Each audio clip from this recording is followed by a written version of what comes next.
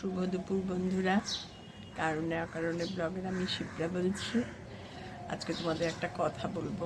কথাটা এমন যে আমি না খুব ভালোবাসি কালচারাল জিনিস, যাই বলো, গান বলো, আবৃত্তি পাঠ বলো, নাচ বলো, খুব ভালোবাসি। তা মেয়েদেরও শিখিয়েছি, নাচ শিখিয়েছি, বড় মেয়েকে গান শিখিয়েছি, বড় মেয়েকে নাচও শিখিয়েছি কয়েকদিন। তারপরে ও ইন্টারেস্টেড না পড়ে নাচটা ক্যান্সেল করে দিয়েছে। আর গান শিখেছে 2 মেয়েই ক্লাস 10 পর্যন্ত। যখন পড়ার প্রচুর কোচিং আরম্ভ হয়ে গেল তখন বন্ধ করে দেওয়া হলো। তা যাই হোক, তখন আর আমি নিজেও খুব ভালোবাসি আবৃত্তি পাঠ, গান। তা এই বয়সে তো আর গান শেখা হবে না। তা আবৃত্তি পাঠে আমি নতুন ভর্তি হচ্ছি। ব্রততী বন্দ্যোপাধ্যায়ের আমাদের এখানে আছে সাউথ ক্যালকাটায়, সারদান এভিনিউতে পরম্পরা, ওখানে। তা আমি এখন যাব, তোমাদের নিয়ে যাব, কেমন লাগে। যদি প্রথম দিন তো ফার্স্ট ডে অ্যাডমিশন হব আমি, শনিবার বিকেল 4টে থেকে ক্লাস। যদি ওখানে ভালো সিচুয়েশান দেখি আমি ভিডিও করে নিয়ে আসব, আর কোথায় যাচ্ছি ভিডিও করে তোমাদের দেখাবো। আমার খুব মনে মনে আনন্দ লাগছে, তাই আমি তোমাদের এটা জানালাম। আমি ভালোবাসি বলে আমি বাবানকে সমানে আবৃত্তি শিখিয়ে যাই। তা ভাবলাম যে না, বাবানকেই ভর্তি করব ভেবেছিলাম। তা বড় মেয়েকে বললাম যে বাবানকে কবে ভর্তি করব বলতো, তাহলে আমিও ভর্তি হব। তখন বড় মেয়ে রেগে গেল, বাবান কবে ভর্তি হবে তার জন্য তুমি বসে আছো, তুমি আর কত জনের জন্য স্যাক্রিফাইস করবে? সারা জীবন তো আমাদের এই জন্য করনি, ওই জন্য করনি। হ্যাঁ, যখন মেয়েদের ড্রাইভিং শিখিয়েছি তখন নিজেও ড্রাইভ করার ছিল, কিন্তু করিনি। কারণ মেয়েদের শেখাবো না নিজে করব। আর 2 মেয়ে, দুজন পরপর, ওরা দুজন 7.5 বছরের ছোটো বড়, তো একজন কমপ্লিট হতে হতে আরেকজন লাইনে, যার জন্য আমি আর ভর্তি হইনি। তা মেয়ে বলছিল এখন ড্রাইভিংও, আমি ড্রাইভিংটা আর এখন পারবো না গো।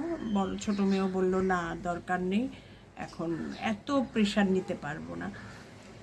তাই আমি ভর্তি হব, তাই যাই, তোমাদের দেখাবো কেমন কি সব জানাবো। আমার মনে খুব আনন্দ। এটা এই রিসাইটেশনের জন্য এখানে এসেছি, ভেতরে গিয়ে কথা টথা বললাম। ভেতরে তো আজকে ভিডিও করতে দেবে না, তাই ভেতরে কথা টথা বললাম। আবার এখন ভেতরে ঢুকবো, 4টে থেকে ক্লাস আরম্ভ হবে। সব হলো আমার এতদিনের শখ, মনোবাসনা পূর্ণ হলো। তা আজকে সেই জন্য তোমাদের সঙ্গে তাই আসার আগে ভিডিওটা শুরু করেছি যে কি করব না করব। আর এই আমাকে জামাই নামিয়ে দিয়ে গেল একটু আগেই, জামাই নামিয়ে দিয়ে গেল। আমি বললাম যে তুমি এবার চলে যাও, আমি আমার মতন আস্তে ধীরে যাব।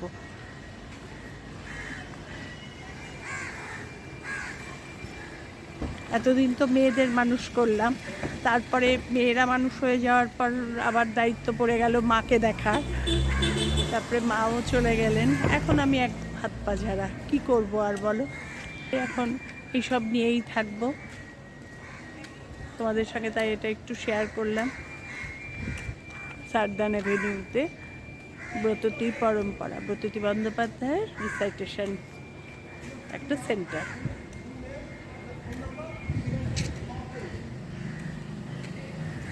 রিসাইটেশনের জন্য ব্রততী পরম্পরায় গেছিলাম আজকে, তোমাদের তো দেখালাম।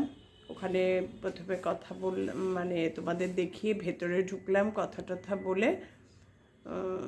আজকে থেকেই ক্লাস ছিল, স্যাটারডে আজকে বিকেল 4টে থেকে, যার জন্য আমাকে বলেছিল 3টে নাগাদ চলে আসবেন। ঠিক আছে, গেলাম। বললো না, ওই ক্লাসটা তো আরম্ভ হয়ে গেছে, আপনারই অসুবিধা হবে। জুলাই মাসে ফার্স্ট শনিবার পড়ছে স্যাটারডে, 5 জুলাই থেকে আমার ক্লাস শুরু হবে। আজকে অ্যাডমিশন হয়ে গেল, ফর্ম টর্ম সব ফিল আপ করে আসলাম। আমার নতুন জীবন শুরু। এতদিন নিজে নিজে করেছি, ভালোবেসেছি, শুনে শুনে শিখেছি, এখন একজনের কাছে লার্নিং হবে। তোমাদের সঙ্গে তাই শেয়ার করলাম, কেমন লাগলো জানিও। আমার ভর্তি হওয়ার কথা শুনে তোমাদের, এই বয়সেও দেখো শেখা যায়, শেখার কোনো বয়স নেই।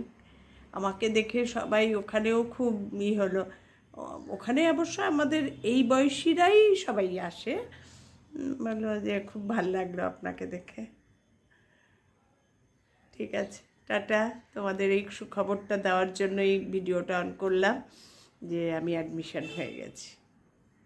তোমাদের যদি সবার ভালো লেগে থাকে আমার ভিডিও লাইক কমেন্ট শেয়ার করে দিও, আমার চ্যানেলটা সাবস্ক্রাইব করে নিও। টাটা।